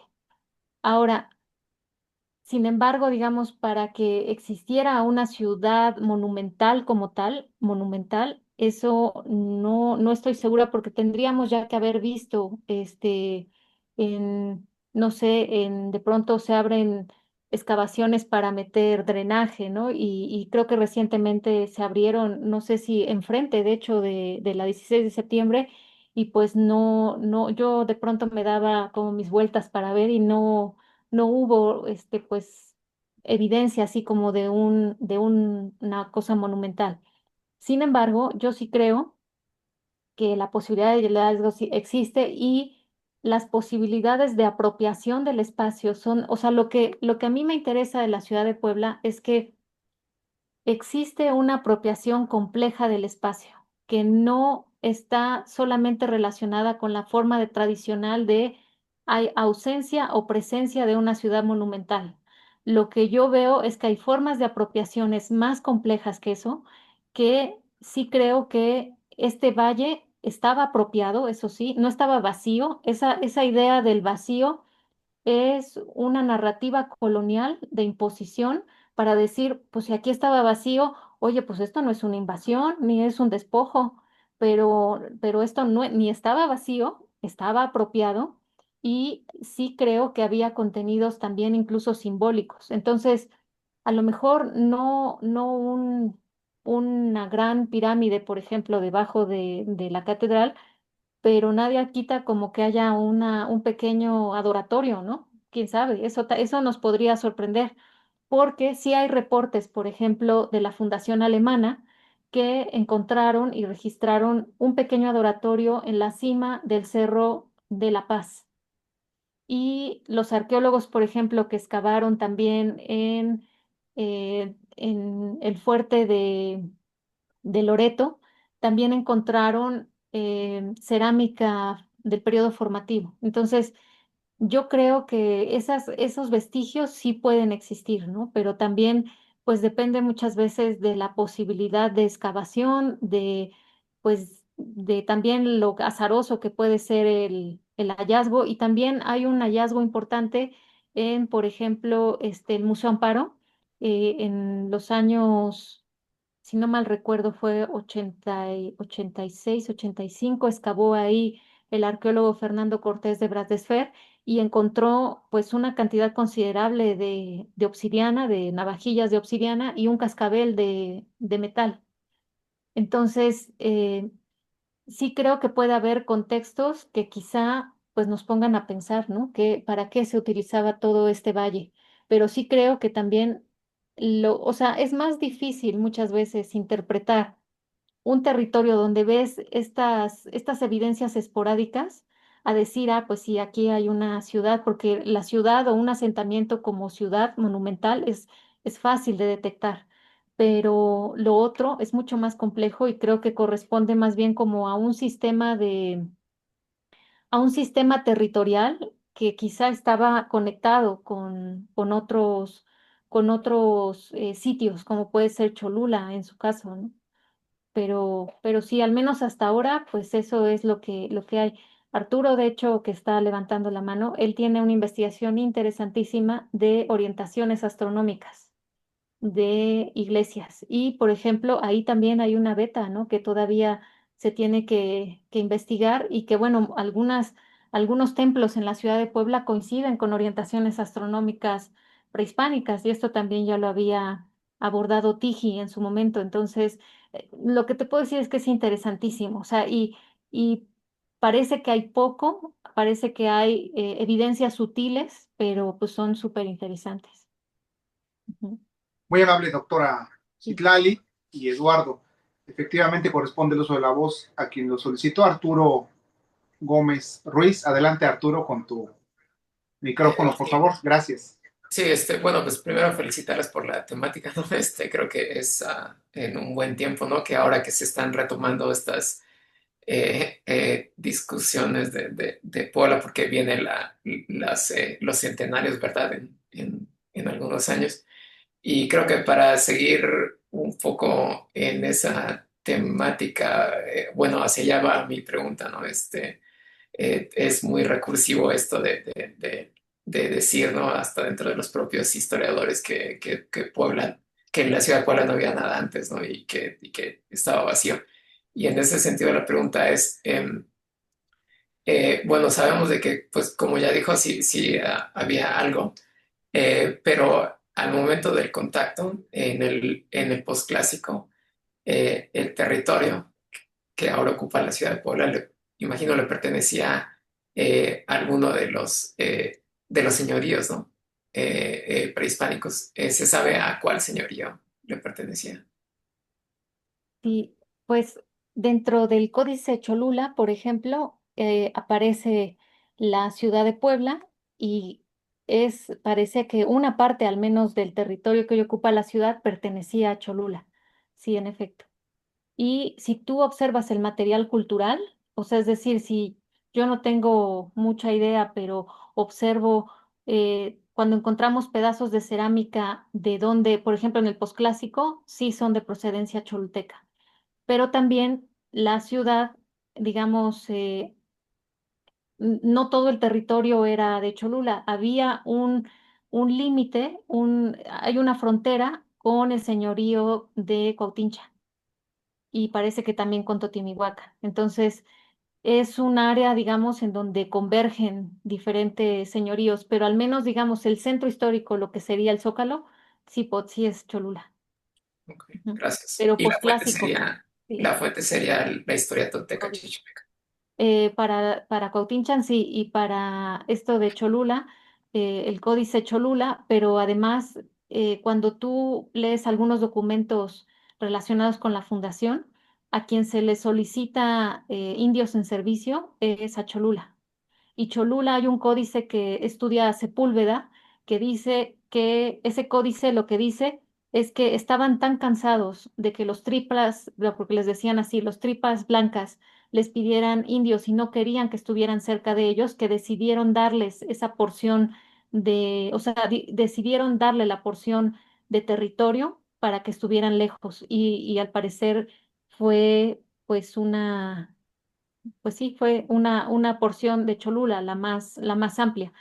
Y también tienes mujeres indígenas que están casadas con fundadores españoles en el siglo XVI. Y probablemente fue una negociación legal en el sentido de que tanto para la visión española como para la visión indígena, la forma de obtener la tierra era casándose con la mujer porque la mujer transmitía los derechos de la tierra. Pero es esto que te menciono, o sea, los dos primeros libros de Cabildo se perdieron. Entonces, no sabemos en realidad ni dónde fueron las primeras casas, ni cómo fue todo ese proceso fundacional, porque esos dos libros se perdieron. Existe el suplemento del libro uno, donde viene la lista famosa de los 33 y la viuda, ¿no? Esta lista que gracias a eso conocemos los nombres, pero no existe, por ejemplo, pues, el primer plano de la ciudad o todas estas cosas, que es ahí donde la arqueología tiene importancia, ¿no? A falta de documentos, el registro arqueológico sería lo que de alguna manera te puede ayudar a comprender esos periodos. Entonces, se vuelve todavía más interesante. Ujú. Gracias. Sí. Gracias, doctora Citlali, muy amable, y desde luego a Arturo. Solicita el uso de la voz en tercer momento. El maestro Fausto Hernández es director del Instituto Salvador Allende, aquí en Puebla, que precisamente se ubica en nuestro centro histórico de Puebla. Adelante, maestro Fausto, por favor. Gracias, gracias. Bueno, muy interesante la charla de la maestra Citlali, muy interesante los datos que nos ha proporcionado y un poco a propósito de eso, aunque no muy relacionado directamente, justamente quisiera preguntarle a la doctora, ¿dónde podríamos tener información amplia o la que pudiéramos recabar en relación a la propiedad de la 11 Oriente número 15? Justamente es un edificio del centro histórico que tenemos como referencia nada más que al parecer es un edificio del siglo XVII, pero sí nos interesaría mucho poder saber y documentarnos de dónde podemos tener información acerca de los antecedentes de este edificio, qué fue, etcétera, etcétera. Muchas gracias por la respuesta, doctora. Pues mire, como así un edificio en específico, pues el Centro INA tiene catalogados esos inmuebles y no sé si allá habrá algún arquitecto o compañero que ya tenga alguna investigación o algún compañero o compañera, historiador, que tenga información de ese edificio en particular. Pero lo que le puedo decir es que generalmente pues se puede hacer una investigación histórica en el archivo de notarías primero y en el registro público de la propiedad como para rastrear los propietarios y una investigación histórica. Ujú. Perdón, es decir, que no existe como que un catálogo amplio que Ah, hable de los inmuebles del centro histórico, principalmente de las, digamos, de las calles principales ah, aledañas al Zócalo. ok. Bueno, el libro así de oro que es como el fundamental es el de Hugo Light, Las calles de Puebla. Ese sería el libro más importante que yo le podría recomendar, que es un libro extraordinario en donde investigador lo que hace es que realiza investigación histórica de cada una de las calles y va relatando eh, pues datos fundamentados en documentos y va calle por calle, no casa por casa, pero calle por calle. Ujú. Sí. Gracias, doctora Citlali y maestro Fausto. Desde Gracias. luego, el libro Las calles de Puebla del doctor Hugo Light da cuenta precisamente de esa riqueza cartográfica de nuestra ciudad de Puebla. El libro, el plano de Soto, el plano de Careaga, el plano de Medina, el plano de Mendizábal. Es, creo yo, el libro que cada poblano debe conocer. A pregunta detonadora de cuál es el libro que cada poblano no puede no conocer. A mi juicio es uno de ellos, el de Las calles de Puebla del doctor Hugo Light, varias ediciones ya, y muy nutrida la propia descripción de cada uno de los inmuebles, eh, la casa del deán y también el constructor del Parián, el arquitecto Inchaurrigui, el puente de Obando. ¿Por qué se llama puente de Obando? Por don Agustín de Obando y Villavicencio. En fin, gracias, doctora Citlali, por su amable respuesta y maestro Fausto. Eh, el abogado Mario Bracamonte formuló una pregunta, ya no le visualizo con nosotros, pero la formuló vía chat, por el chat, y es concretamente, ¿cuándo desaparecieron los primeros libros de Cabildo? ¿Habrá algún indicio, doctora Citlali? Y creo que hay un documento que menciona, bueno, hay un documento que menciona que el cabildo manda hacer una caja con 3 candados y con 3 llaves, o con 3 llaves, para guardar esos libros. Y después, en algún momento del siglo XIX, se reporta que esos libros ya no están. Eso es lo único que se sabe, y bueno, eso es muy conocido, ¿no? Por los historiadores, y es por esto que el momento fundacional de la ciudad es un momento que se había estudiado por documentos relacionados con la fundación, por cartas, digamos como por cosas indirectas, pero no por esos 2 libros de Cabildo que creemos además pues, contenían esa parte de la fundación. Entonces, incluso una de las autoras más citadas en tema de la fundación, que es Julia Hildeberg, ella dice que la Fundación de Puebla pues, es este proceso interpretativo, ¿no? De cartas, documentos, etcétera, pero que pues poco hay, digamos, de manera directa, ¿no? Y ella es una de las primeras que menciona esta parte de la fundación y refundación de la ciudad, y ella propone que la ciudad de Puebla pues no solamente se funda y se refunda 2 veces. Ella dice, yo creo que estuvo en este proceso fundacional no en un momento, sino en un periodo de tiempo largo, ¿no? También bueno, saludar al doctor Manlio Barbosa, que de hecho él fue pionero, él y Fernando Cortés de Bradesfer, yo lo debo decir, fue pionero en cuestionar el relato colonial oficial de decir debajo de Puebla no hay nada, que eso es algo muy importante porque realmente, si ustedes se dan cuenta, lo que se repetía era ese discurso colonial de imposición, ¿no? De decir, pues aquí no había nada y esta fue una tierra limpia. Y también un poco hay autores que mencionan que esa, esa, esa condición de que el espacio, el territorio estuviera vacío, era también necesario para construir la idea de una ciudad que se funda como limpia, ¿no? Que se funda además sin marca indígena previa, ¿no? Y yo siento que eso todavía sigue mucho en el inconsciente poblano, el pensar que Puebla fue una ciudad fundada por españoles.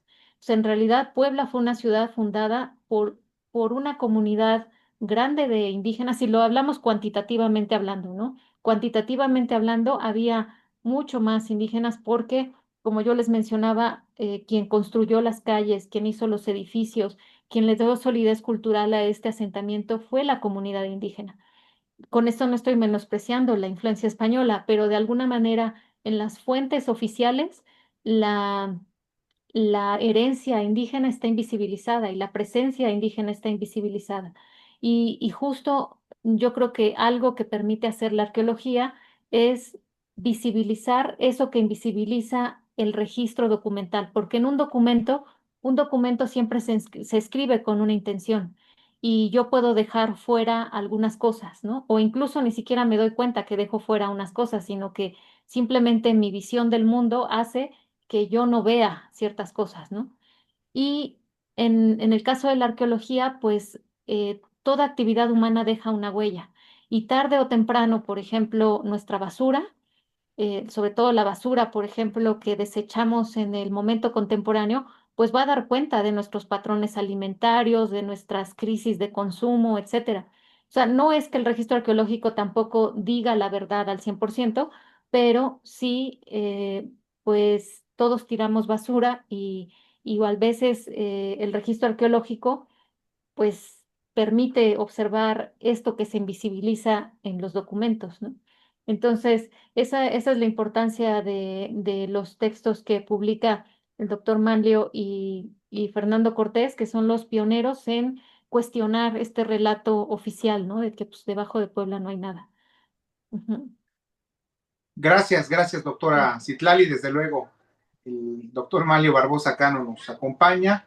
Ya ha escrito de manera profunda al respecto de la fundación de la ciudad de Puebla y otros tópicos también.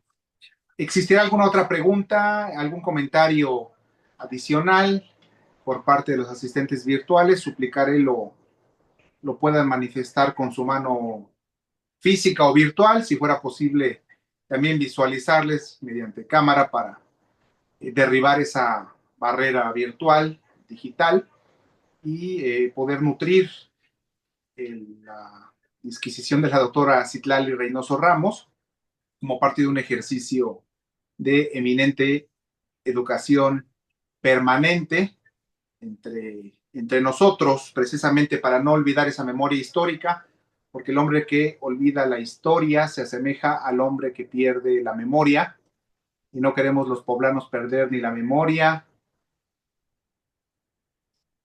ni la memoria histórica. ¿Existirá alguna pregunta adicional? También nos acompaña el doctor Carlos Hugo Sayas González, ha escrito en extenso sobre circulación de saberes de los jesuitas. ¿Alguna pregunta adicional que exista? En el chat me permití compartir el nombre de Julia Hirschberg, Sí, doctora Citlali. Yo nunca había sí, escuchado de ella, nunca. Gracias por ese dato. sí. Ya tomé nota también aquí en mi oficina. Y Y envié tiene, una ella imagen y tiene un un enlace de artículo, historia mexicana del Colmex para ajá, quien resulte de interés, de plena sí. utilidad, Y ella pueda tiene un hacer. artículo muy interesante sobre el mercado de Puebla en el siglo XVI y menciona que hay trueque todavía bueno, que ella hace un estudio histórico y menciona que hay trueque en el mercado, que el mercado estaba ubicado en el Zócalo, ujú, el mercado principal. Muy bien, de acuerdo. Gracias, gracias, doctora Citlali. Ya tomamos puntualmente nota. Doctora, en lo que se enlista alguna otra pregunta eh, que amablemente puedan exponer. ¿Es posible realizar alguna visita guiada, doctora Citlali, con usted al interior de la catedral? Al interior de la catedral. Me comprometo a formularla porque hay algunos amigos que desean Ujú. conocer la catedral, el interior. ¿Es posible, doctora Citlali? Pues en catedral no, bueno, la verdad es que yo voy y me gusta mucho catedral, pero no podría decir como mucho de catedral, pero Puedo, si quieres, buscar a alguien que sepa sobre el interior de catedral. Bueno, está este compañero que escribió un libro extraordinario, editado por el ICSI. Molero. Exactamente, Molero. Es muy bueno su libro, porque justo él menciona cómo las medidas, algunas medidas son medidas indígenas. Y Arturo ha hecho mediciones también astronómicas de la catedral. Pero la Muy bien, verdad yo sí. no te podría decir así como estilos y todo esto, no soy especialista en, sí. Claro, pero desde luego yo me comprometo a hacer lo propio y doctora Citlali que nos acompañará también como una de las principales orientadoras, ¿no? Para nutrir y enriquecer Ujú, la visita con un enfoque eminentemente multidisciplinario, yo creo que resultaría ujú. muy enriquecedor. Es Antonio Pedro Molero Sañudo y ya tiene sus Ah, dos libros muy extensos. sí. Alejandro Maimone, Manuel Alejandro Maimone, Ah, que fuera Mónica. director del Archivo Histórico Municipal en el 18 al 21, me comentó que no había ningún libro tan Sí, descriptivo como el que ya usted señaló, La Catedral de Puebla, historia de su proceso constructivo. Gracias, doctora sí, sí. Citlali, por los comentarios. Desea intervenir Arturo, me parece. Arturo, adelante, por favor. Bueno, una pregunta muy rápida, ¿no? Estos trabajos arqueológicos que ha mencionado en el Paseo San Francisco, ¿se publicaron o existe alguna manera de poder acceder a ellos? Pues mira, hubo un pequeño folleto que se publicó por parte del gobierno del estado, eh, otro boletín y el Carlos Cedillo, el arqueólogo Carlos Cedillo que estuvo a cargo de esas excavaciones, tengo entendido que hizo su tesis sobre esas excavaciones y también Verónica Vázquez publicó su tesis sobre el exconvento de las Cinco Llagas. Esa tesis es de la UDLA. Ujú. Ok, ok. Y sobre Paseo de San Francisco, sobre la segunda etapa que fue en el 2005, eh, en, bueno, hay un libro que se llama Puebla y el Paseo de San Francisco. Y, bueno, también hay un artículo de dos colegas arqueólogos que justo describen una ofrenda que encontraron dentro de un pozo artesiano. Oh, Y es una ofrenda que tiene características prehispánicas, pero que está ya en un pozo del siglo XVI, asociado a la casa de García de Aguilar. Ese artículo es de Hugo Herrera y ahorita te digo quién más. Pero sí, sí hay cosas, la verdad no se ha publicado tanto como se debería. Y bueno, algunas cosas de Arnulfo Allende, de Lilian Torres y yo también he publicado algunas cosas del Paseo de San Francisco, pero, pero no se ha publicado tanto como, sobre todo la verdad es que ahorita es muy triste ir al Paseo de San Francisco y ver cómo está tan abandonado. entonces, el convento antiguo, Sí, es que, bueno, igual y mostraste el mapa, pero creo que no sí. señalaste dónde estaba precisamente. Ok. Sería más bien enfrente de donde está el actual convento, ¿no? O Está sea, a un lado del actual convento. No a sé un si lado. ubicas dónde estaba el Alca, o bueno, es Eh, que eso tiene años, ¿verdad? sí, no, no, no. Entonces, a ver, O ¿ubicas sea, este hotel que se llama La Purificadora? sí, es Bueno, así. está la Purificadora, luego atrás de la Purificadora está un edificio muy grande que hace muchos años fue el Alca, y atrás de ese edificio estaría el convento de Ah, las ok, Cinco ok. Llagas, o sea, estaría a un lado más bien del actual convento. A un lado. Ah, y la verdad es que el convento está, o sea, es extraordinario que se haya pues mantenido, porque esa fue la zona de fábricas Ujú. y sin embargo está muy bien, o sea, tú entras al espacio y puedes puedes observar el patio, se ve el espacio de la capilla, de lo que fue el comedor y bueno, de la enfermería también. Bueno, se ven las plantas, pues las plantas y Claro. algunos muros sobreviven. Pero Y mira, probablemente se movieron, quizá por inundación o algo así, ¿no? O sea, sí hay una bueno, diferencia significativa mm, en el emplazamiento Bueno, o mira, otros métodos. eso es lo interesante, que este, uno de los, o sea, de hecho Motolinía menciona que se hizo se fundó la ciudad, pero que pues hubo una inundación y se refundó. Lo interesante es que los frailes franciscanos no se movieron del lugar, de ese lugar. O sea, ellos se quedaron ahí y ahí se asentó, o sea, de ese lado del río se asentaron todos los barrios indígenas. Y del otro lado, de hecho del otro lado del río donde queda el Zócalo, topográficamente hablando, ahí, por ejemplo, todavía hay registradas inundaciones porque es un poco más bajo o sea, es decir, la probabilidad de inundación sí era también en el Paseo de San Francisco, pero también en el Zócalo. Incluso hay algunas fotografías de principios del siglo XX en donde hay imágenes donde se ven inundaciones que llegan hasta el Zócalo. Y pues, o sea, es decir, había inundaciones, sí, pero también a la par que se funda la ciudad, comienzan a construir una serie de infraestructura hidráulica que hace y que canaliza esa agua. Y que de hecho esta infraestructura hidráulica, bueno, yo creo algunas de ellas son lo que pues se piensa como estos túneles, ¿no? Debajo, por ejemplo, de San Roque, en las excavaciones que hicieron, pues se encontró un, yo creo que es la sequía maestra que se observa en uno de los mapas de Puebla, ¿no?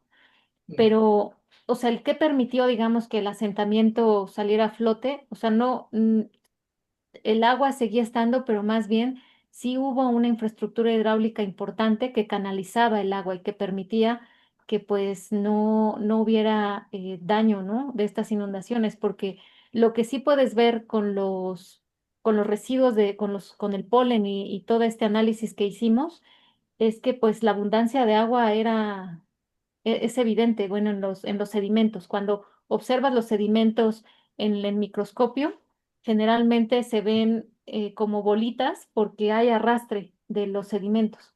Y eso lo ves en la mayoría de los sedimentos. Entonces es muy interesante que dices, oye, es que la presencia del agua, pues está, o sea, no es que estuviera todo inundado, pero sí está de manera recurrente la presencia del agua.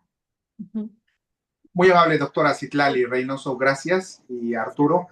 Abogado Mario Bracamonte formuló una pregunta. ¿Está usted en condiciones de viva voz participar? Que le escuchemos para romper la barrera digital, solo si le es posible.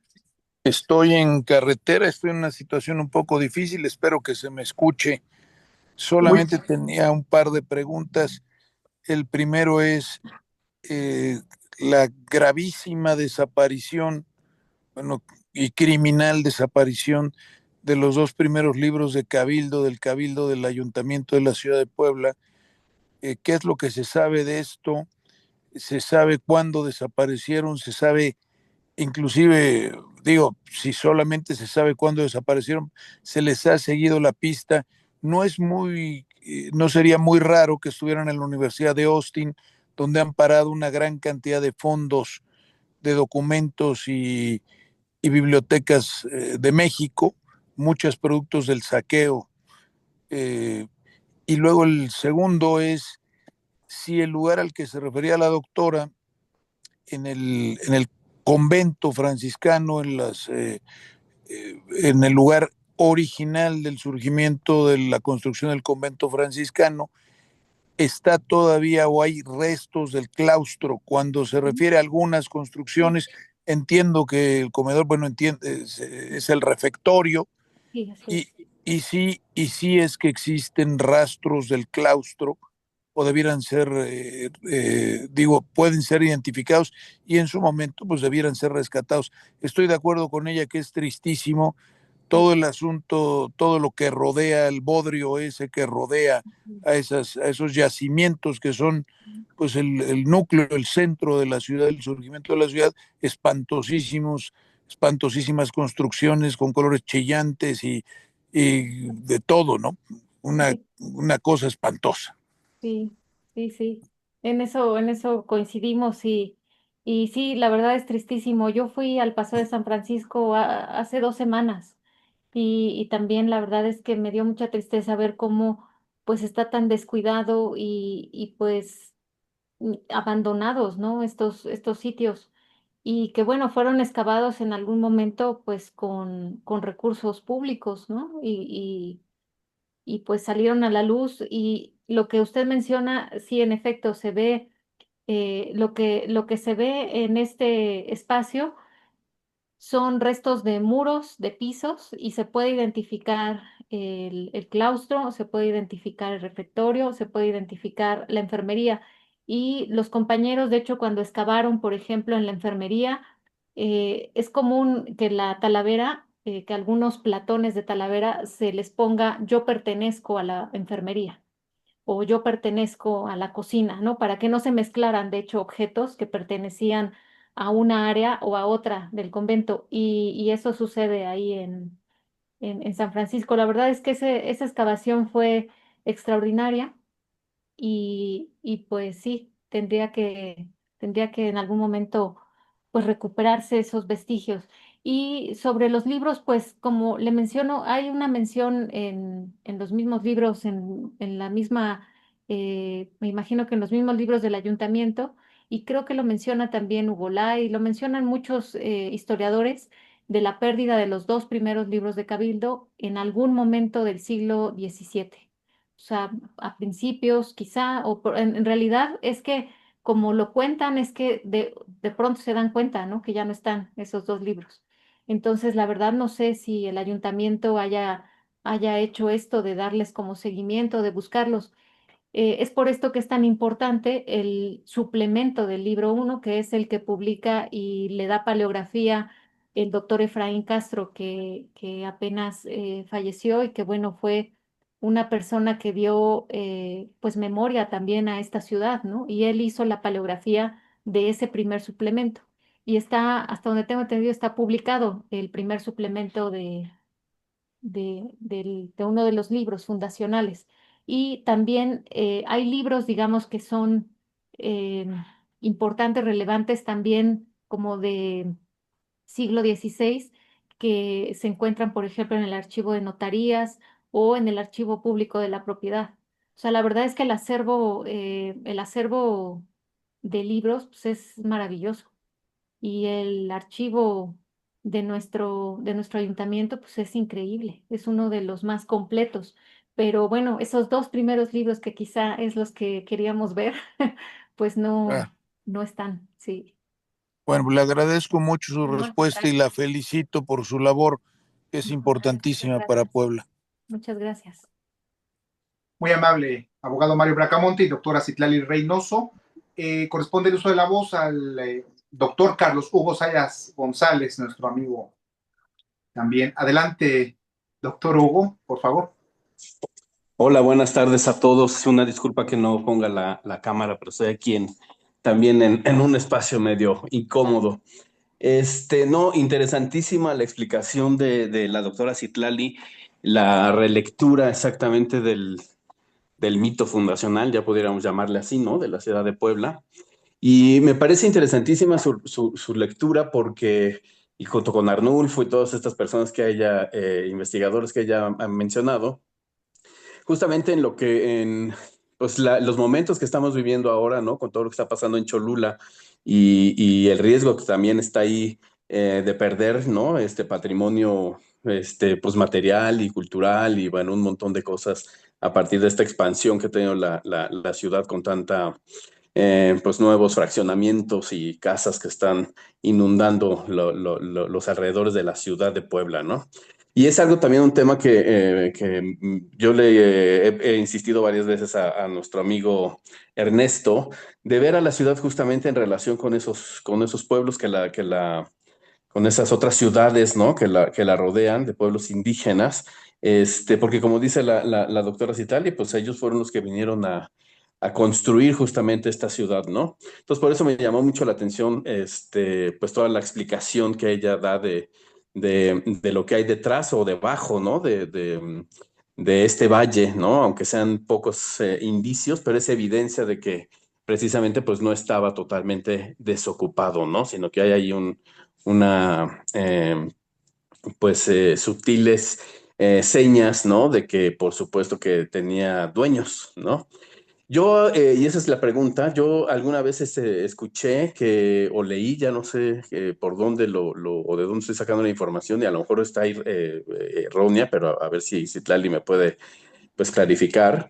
Algo de que habían pedido permiso a Tlaxcala, porque parece que también tenía una parte del valle en posesión Tlaxcala, o no sé si precisamente tiene que ver con que ahí estaba el obispado, ¿no? Donde estaba Fray Julián Garcés, ¿no?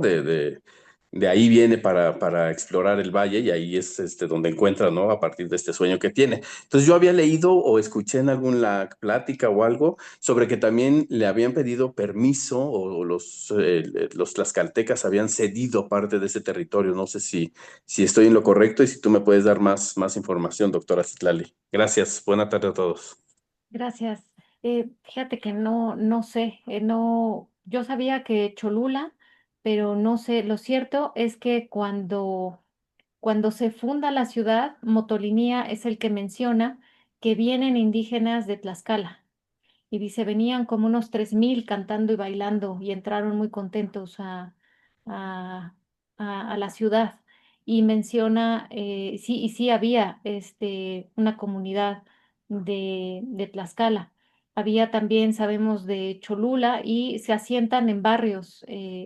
De hecho, fundan estos barrios como un poco por identidad cultural. Los en Santiago se asientan los cholultecas y en diferentes barrios pues se van asentando por identidad. Ahora, esa mezcla también o esa disposición tampoco es que perdure hasta el siglo XVIII, ¿no? O sea, el mestizaje se da tanto en términos de europeo con comunidad originaria y también entre la misma comunidad originaria.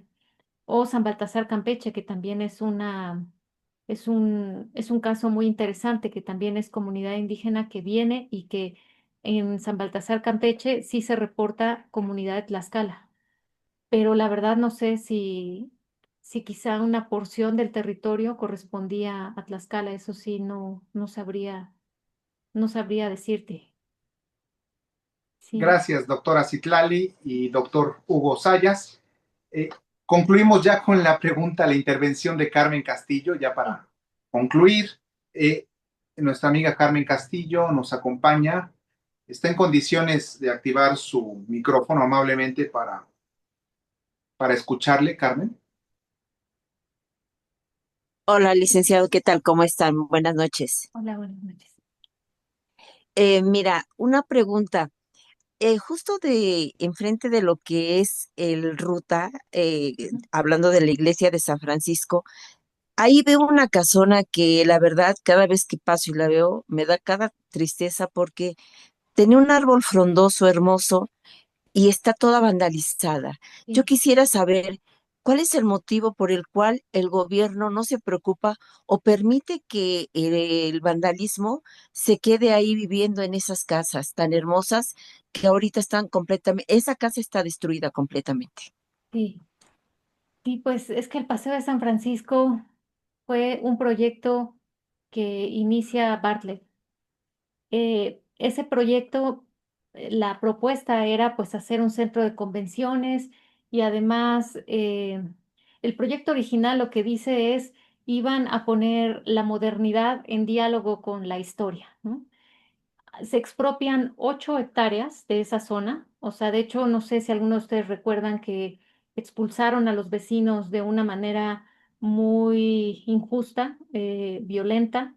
Se llevó a cabo la expropiación. Muchas de esas casas no las usaron y finalmente esta zona pues se vende a particulares.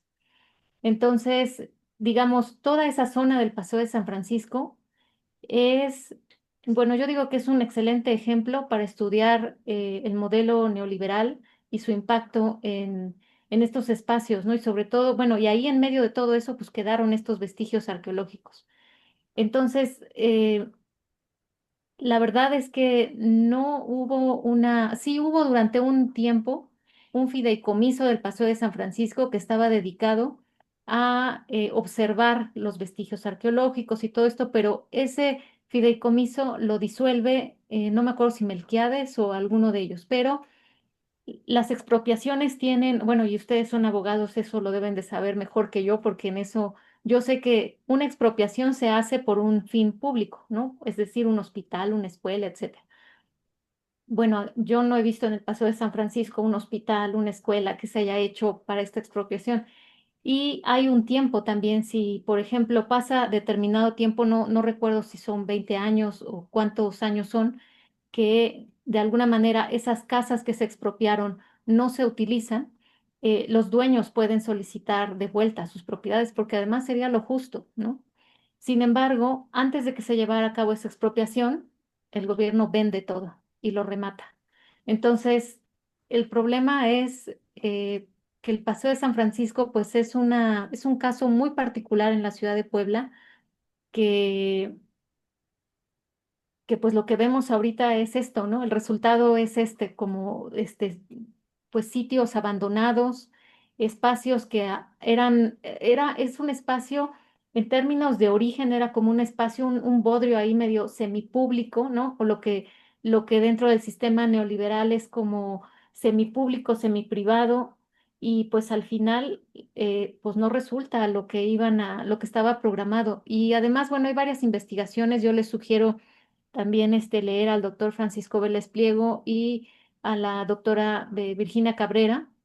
Ellos tienen textos que hablan del Paseo de San Francisco y explican el impacto que tuvo ese proyecto, no solamente a nivel urbano, sino a nivel del manejo del patrimonio y también a nivel ambiental en la ciudad. O sea, el Paseo de San Francisco es un parteaguas para bien y para mal.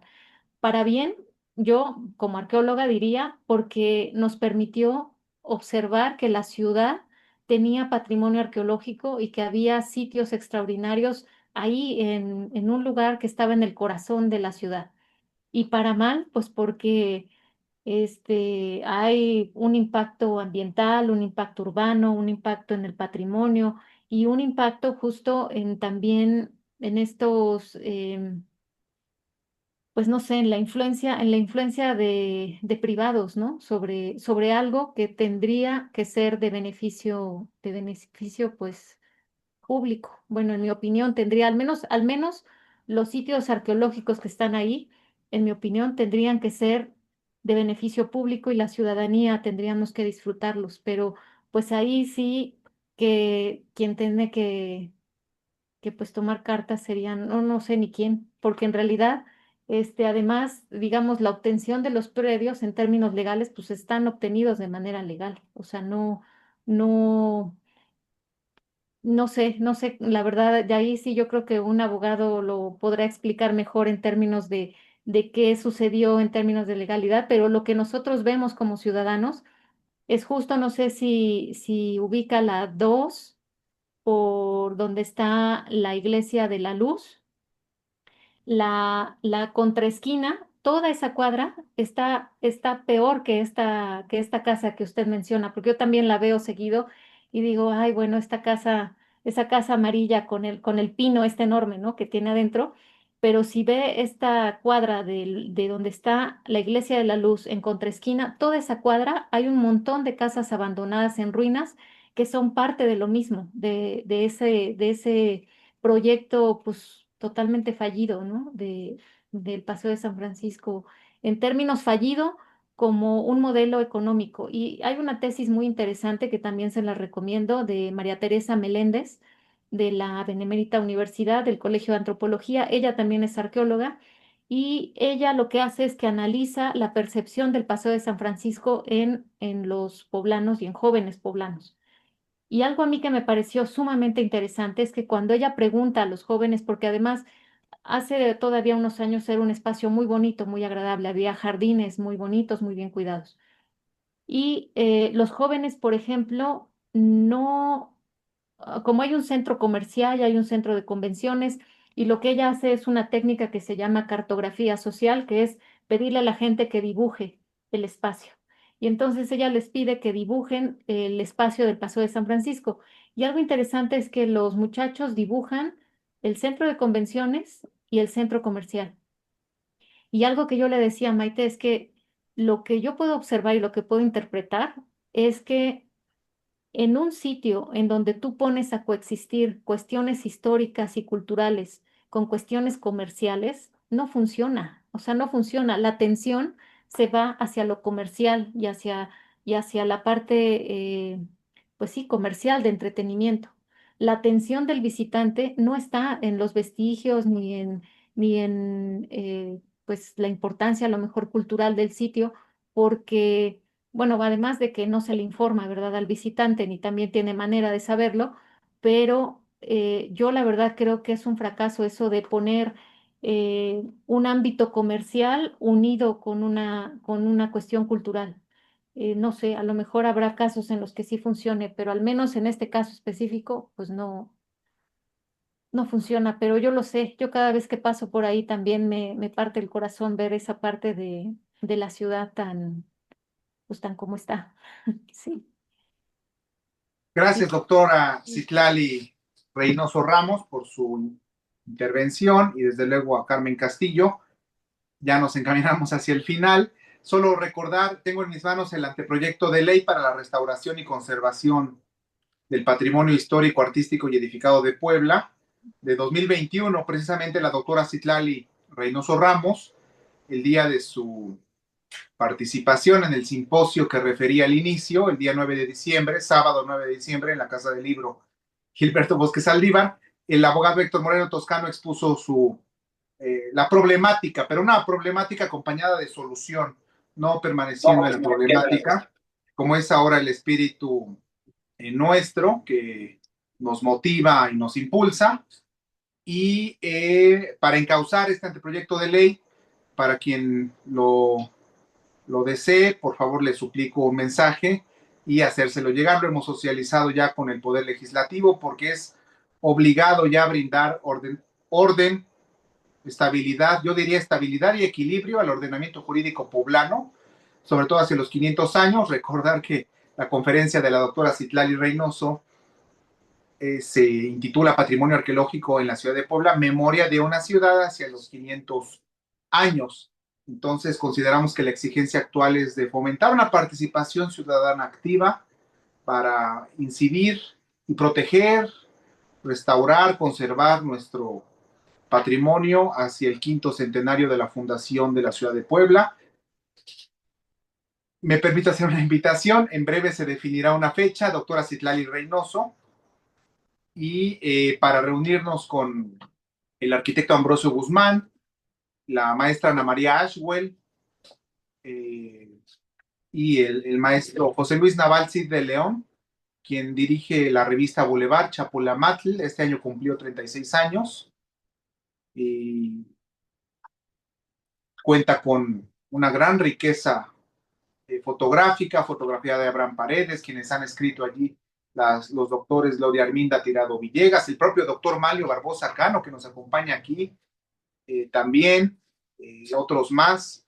En fin, a los interesados también les suplicaré puedan enviarme algún mensaje. Desde luego a nuestra invitada ponente de hoy le haré llegar los datos, pero a los invitados, con gusto para hacerles llegar la fecha y el lugar para reunirnos y con ese espíritu proactivo y propositivo. Bueno, solamente señalar, concluyo, disculpe, doctora, sí, Reynoso, que me extienda. Arturo señala que le parece que la confusión con el asunto de Tlaxcala viene porque primero, desde el punto de vista católico, Puebla fue parte del obispado de Tlaxcala. Hugo Sayas le agradece por su respuesta y excelente ponencia, le felicita. Finalmente, Amparo pregunta sobre la conferencia. Se está transmitiendo en vivo en redes sociales, en Facebook. En breve estará disponible en YouTube. La haremos también llegar. Amparo en las redes sociales, Opción Ciudadana Puebla en YouTube. La podrán encontrar.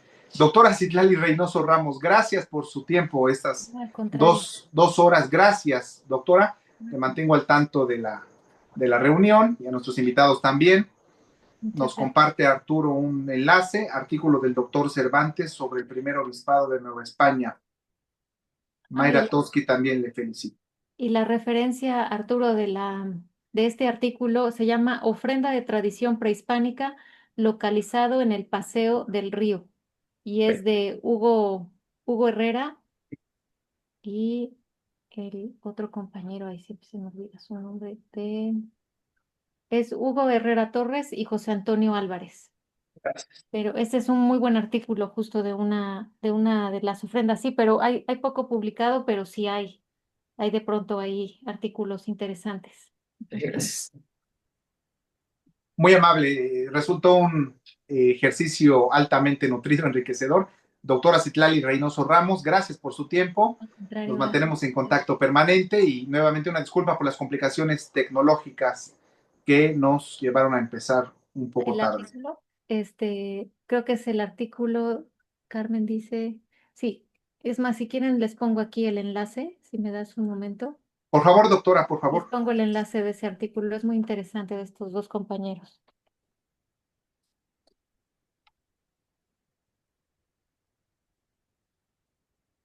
No sé si se trate. Ah, ya, me lo hizo llegar Yatzel Roldán, Ah, ya sé lo que doctora sí. Citlali, Sí, ok, por WhatsApp. sí, es ese.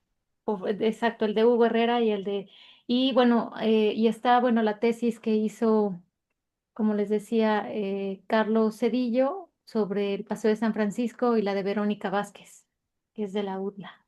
Ujú. Muy bien, gracias, gracias por los datos. Ya tomamos puntualmente nota. Nos mantenemos en contacto. Doctora Citlali Reynoso, gracias por su tiempo. A Al nuestros contrario. invitados también, asistentes virtuales, gracias. Estamos en contacto, que tengan Estén muy buena bien. noche. Hasta luego, bye. Hasta luego, gracias.